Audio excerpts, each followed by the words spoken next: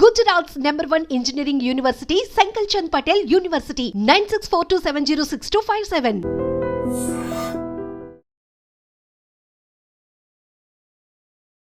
Hi hello నమస్తే welcome back to Iter media. ఈరోజు మనతో ఉన్నారు హైకోర్టు అడ్వకేట్ అలాగే immigration lawyer and Prithvi garu. ముఖ్యంగా ఇక ఇంటర్నేషనల్గా చూసుకున్నప్పుడు యూఎస్కి ఎక్కువ మంది స్టడీస్ కోసం వెళ్తూ ఉంటారు. బట్ అక్కడ పార్ట్ టైం జాబ్స్ యొక్క కల్చర్ ఏ విధంగా ఉందో రైట్ నౌ ఆ స్టడీ గైడ్ గురించి తెలుసుకుందాం.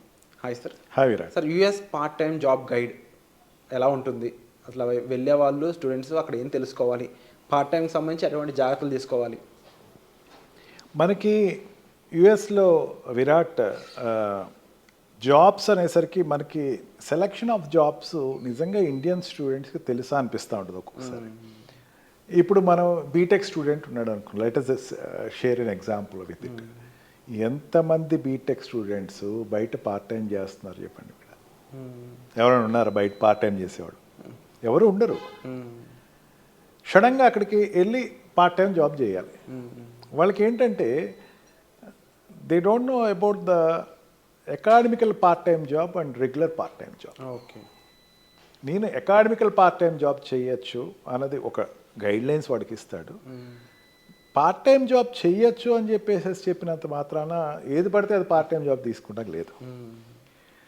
ఇప్పుడు వాడికి ఇప్పుడు యుఎస్ నుంచి ఇండియా నుంచి యుఎస్ వెళ్ళి ఎంఎస్కి వెళ్ళినటువంటి వాళ్ళకి okay you are permitted to do part time job అన్నాం అనుకోండి.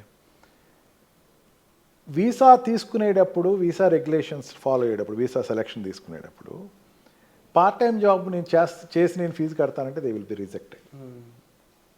అంటే అర్థం చేసుకోండి, చిన్న కాయినింగ్ చెప్తున్నాను.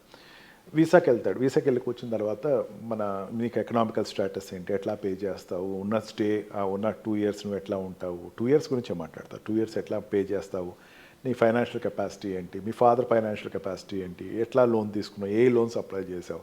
ఓకే, వాడి మెయిన్ ఆబ్జెక్ట్ ఒకటే. ఈ స్టూడెంట్ వెదర్ 2 aspects చూస్తారు.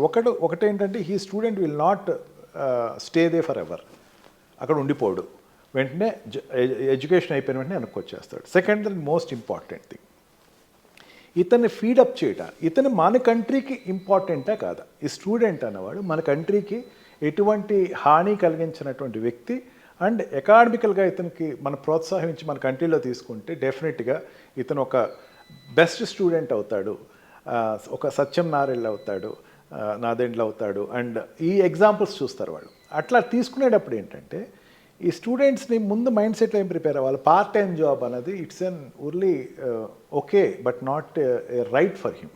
నా పార్ట్ టైం జాబ్ మీద నేను అమెరికా వెళ్ళాను అనుకుంటే I say that it's wrong decision. అక్కడికి వెళ్ళిన పార్ట్ టైం జాబ్స్లో చెప్పేటప్పుడు CPT program and OPT program 2 ఉంటాయి. సిపిటి ప్రోగ్రామ్ అనేది మనకు ఆల్రెడీ ప్రీవియస్ డిస్కస్ చేసాం. కరికులం ప్రాజెక్ట్ ట్రైనింగ్, అది వాళ్ళు ఆల్రెడీ ఉండేటువంటి ఎడ్యుకేషన్లో ఉండేది పార్ట్లోనే కరికులం ప్రాజెక్ట్ ట్రైనింగ్ ఉంటుంది, దానికి కూడా పే చేస్తారు. అండ్ 20 hours a week అతను ఫ్రీగా పార్ట్ టైం జాబ్ చేయొచ్చు అంతవరకే. అంతేగాని దాన్ని గ్రాంట్ కింద తీసేసుకుని ఎక్కడ పడితే అక్కడ చేయాలని లేదు. వాడికి ఓపీటీ ప్రోగ్రామ్స్ ఉంటాయి. ఓపీటీ ప్రోగ్రామ్స్లో ఏంటి, ఆ క్యాంపస్లోనే వాడికి జాబ్ దొరుకుతుంది. యూనివర్సిటీ క్యాంపస్లోనే వాడికి ఒక జాబ్ దొరుకుతుంది. అక్కడ university is like A village, ఒక పెద్ద ఆర్గనైజేషన్ అది. అంటే అక్కడ స్టూడెంట్స్ అందరూ ఉంటారు కాబట్టి వాడికి ఏంటంటే 7 zones ఉంటాయి వాళ్ళకి. ఒకటేంటంటే అకాడమికల్ జోన్ కింద he can join as a junior lecturer, he can join as a training teacher, he can go for the laboratories, computer laboratories, and he can go to the coffee shops. He can అక్కడ లోపల ఉన్నటువంటి coffee shops, బయట coffee shops కాదు, నేను మళ్ళీ wrong message ఏం చెప్పట్లేదు అనుకుంటున్నాను. లోపల ఉన్నటువంటి coffee shops, bakeries, arts and culture చేసేటువంటి థియేటర్స్లో వర్క్ చేయడానికి, ఈ లైబ్రరీస్లో పనిచేయడానికి, ఈ జోన్స్లో వాళ్ళకి ఫ్రీ ప్లెడ్జ్గా వాళ్ళకి అడిగితే జాబ్ ఇస్తారు. మన Indian students I'm very sorry to say that అడగటం మొహమాటం. నేను పేరెంట్స్ చెప్తున్నాను, ఓపెన్గా చెప్తాను, మీ పిల్లలు అడగట్లేదు అనుకోండి, ఫస్ట్ అడగాలి. వెళ్ళి మీరు అక్కడ స్టూడెంట్ యూనియన్స్ ఉంటాయి, అక్కడ టీచర్ ఈ వాళ్ళు వాట్ యూ కాల్ ప్రొఫెసర్స్ ఉంటారు, వాళ్ళ దగ్గరికి వెళ్ళండి, వాళ్ళ దగ్గరికి వెళ్ళి అడగండి. మీకు సిస్టమేటిక్గా ఒక క్యూ ప్రకారం మీకు ఓపీటీ అనేది ఇస్తారు. వెయిట్ చేయండి, వెయిట్ చేసిన తర్వాత అదేమి 2 years వెయిట్ చేయక్కర్లేదు, కొన్నాళ్ళు వెయిట్ చేయండి. వెయిట్ చేస్తే మీకు ఆల్రెడీ ఒక ఓపీటీ ప్రోగ్రామ్ ఇస్తారు. I'm subject to the correction. ఇది రెప్యుటేటెడ్ యూనివర్సిటీస్ గురించే మాట్లాడతా. అన్ని యూనివర్సిటీస్లో నేను ఏదో యూఎస్ వెళ్ళిపోయాను, యూనివర్సిటీలో జాయిన్ అయ్యానంటే నాకు సంబంధం లేదు. I'm taking back my statement. Reputed యూనివర్సిటీలో మీరు వెళ్ళిన తర్వాత ఓపీటీ ప్రోగ్రాము ఖచ్చితంగా మీకు ప్రొవైడ్ అవుతుంది. కొంచెం లేట్ అవుతుంది. అప్పటి వరకు పేరెంట్స్ అన్నవాళ్ళు కొంచెం జాగ్రత్తగా చూడండి. Why I'm repeatedly telling is that బయటికి వెళ్ళి మీరు జాబ్ చేయకండి. మీరు ఫ్రస్ట్రేషన్ తోటి దయచేసి వీడియోస్ మాత్రం పెట్టకండి. నిన్న డే బిఫోర్ ఎస్టర్డే ట్రంప్ చాలా స్ట్రాంగ్ స్టేట్మెంట్ ఇచ్చాడు. నీ యొక్క ప్రతి వాడి యొక్క ఫేస్బుక్, యూట్యూబ్లో మేము వెరిఫై చేస్తాము, మీ అన్నీ మాకు ఓపెన్ చేసి చూపించాలి. హ్యాటెడ్నెస్ టువర్డ్స్ ద కంట్రీ ఉంటే మిమ్మల్ని వెంటనే ఇంకా అసలు ఎప్పటికీ యూఎస్ రానివ్వకుండా చేస్తాము. అంటే ఎంత జాగ్రత్తగా ఉండాలి. చాలా వీడియోస్ చూస్తున్నాను. ఎవరికో ఏదో బ్యాడ్ ఎక్స్పీరియన్స్ ఉందని చెప్పేసి ఇండియాలో స్టూడెంట్స్కి లేదా బ్యాడ్ ఎక్స్పీరియన్స్, వాడు బ్యాడ్ ఎక్స్పీరియన్స్ ఉంది కదా అని వీడియో తీసేసి పర్వర్షన్ పెట్టేసేసి వాడు ఏదో పబ్లిసిటీ ఇచ్చేస్తున్నాడు. ఇట్లా ఉంది, ఇక్కడ పరిస్థితి బాగోలేదు, దారుణంగా ఉంది, మేము వెళ్ళి ఏదో చిన్న చిన్న పనులు చేసుకుంటున్నామని. It's not so. ఖచ్చితంగా ఓపీటీ ప్రోగ్రామ్స్ కోసం పేషెన్స్ ఉంటే ఖచ్చితంగా జాబ్స్ వస్తాయి. మీరు చక్కగా చేసుకోవచ్చు. మీ స్టెమ్ స్ట్రీమ్లో ఉంటే కనుక 2 years సపోర్ట్ ఉంటుంది. మీ university will support you. And ఆ తర్వాత H1B వీసా మీరు అక్కడి నుంచి అప్లై చేసుకోవచ్చు. ఇన్ని ఫెసిలిటీస్ ఉన్నాయి. మీరు పార్ట్ టైం జాబ్ చేసేటప్పుడు be selective person. First OPT కోసం వెయిట్ చేయండి. అక్కడ ఉండేటువంటి ఈ చెప్పిన 7 స్ట్రీమ్స్లో బీ అటాచ్డ్ విత్ మీ యొక్క ఓల్డ్ స్టూడెంట్స్ కానీ యూనియన్స్, స్టూడెంట్ యూనియన్స్ తోటి కానీ, లేకపోతే అక్కడ ఉండే లైబ్రరీకి వెళ్ళండి. ఈ లైబ్రరీకి వెళ్తే వాళ్ళ దగ్గరికి వెళ్తే వాళ్ళు ప్రొవైడ్ చేస్తారు. అండ్ అకాడమికల్ సెంటర్స్ ఉంటాయి అక్కడ, అండ్ ఇన్ఫర్మేషన్ సెంటర్స్ ఉంటాయి. ఓపీటీకి సపరేట్గా ఇన్ఫర్మేషన్ సెంటర్స్ ఉంటాయి విరాట్. అక్కడికి వెళ్తే వాళ్ళు చెప్తారు ఇక ఈ జాబ్ వస్తుంది.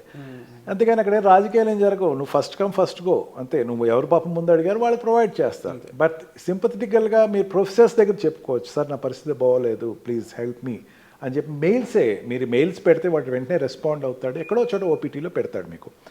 అంతేగాని don't go outside the campus and do any private job and bring risk to your parents who are in India.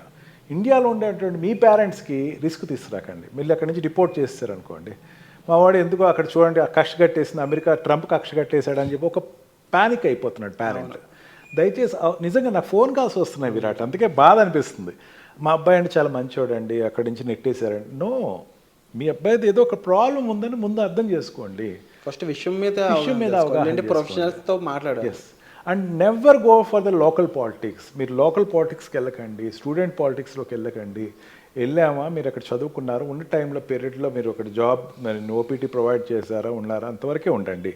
Don't agitate against the what we call the government of US or US people. మొన్న ఈ మధ్యనే ఒకళ్ళని student deport చేసింది, అమ్మాయి పారిపోయి కెనడాకి వెళ్ళాల్సి వచ్చింది. Why it is Srinivasan, why it is so? Because of local politics which she involved. వాళ్ళ పేరెంట్స్కి ఎంత బాధ అనిపిస్తుంది. సో సింపుల్గా వెళ్ళిన పని చూసుకుంటారన్నమాట. అంతే, వెళ్ళామా, మన పని చేసుకున్నామా, జాగ్రత్తగా చేసుకుని వచ్చామా అన్నట్టు ఉండాలి. ఇక్కడ హైదరాబాద్ వచ్చేవాళ్ళు ఉంటారు, ఊర్ల నుంచి వచ్చేవాళ్ళు ఉంటారు, లేకపోతే నార్త్ ఇండియా నుంచి వచ్చేవాళ్ళు ఉంటారు, సౌత్ ఇండియా నుంచి వచ్చేవాళ్ళు. అది ఎంతవరకు ఉంటారు, పని చేసుకున్నామా, ఉన్నామా, ఏదైనా. అంతేగాని లోకల్ పాలిటిక్స్కి ఇన్వాల్వ్ అయ్యి లోకల్ దీంట్లో మెయిన్ ఏంటంటే don't go for the drug peddling. దయచేసి మీ డ్రగ్ పెడ్లింగ్కి వెళ్ళకండి. మీరు ఎంత సేఫ్గా ఉంటే మీ పేరెంట్స్ ఇక్కడ అంత సేఫ్గా నిద్రపోతారని మాత్రం మర్చిపోరు సార్. తప్పకుండా ఈ వీడియో చూస్తున్న ప్రతి ఒక్కరు కూడా మైండ్లో గుర్తుపెట్టుకోవాల్సిన విషయం ఏంటి అంటే, మీ ఫ్రెండ్స్ చదువుతూ ఉండొచ్చు, మీరే చదువుతూ ఉండొచ్చు, మీ పిల్లలు అయి ఉండొచ్చు, తెలియాల్సిన విషయం వెళ్ళిన పర్పస్ని సాల్ఫుల్గా నిర్వహించుకొని వచ్చే విధంగా ఉండాలి తప్ప ఎనీ అదర్ ఎక్స్ట్రా కరిక్యులర్ యాక్టివిటీలో మాత్రం దయచేసి పాల్గొనొద్దు. అది మీ కెరీర్కి మంచిది కాదు. సో వచ్చే ఎపిసోడ్లో మళ్ళీ కలుద్దాం. Thank you so much. Thank you.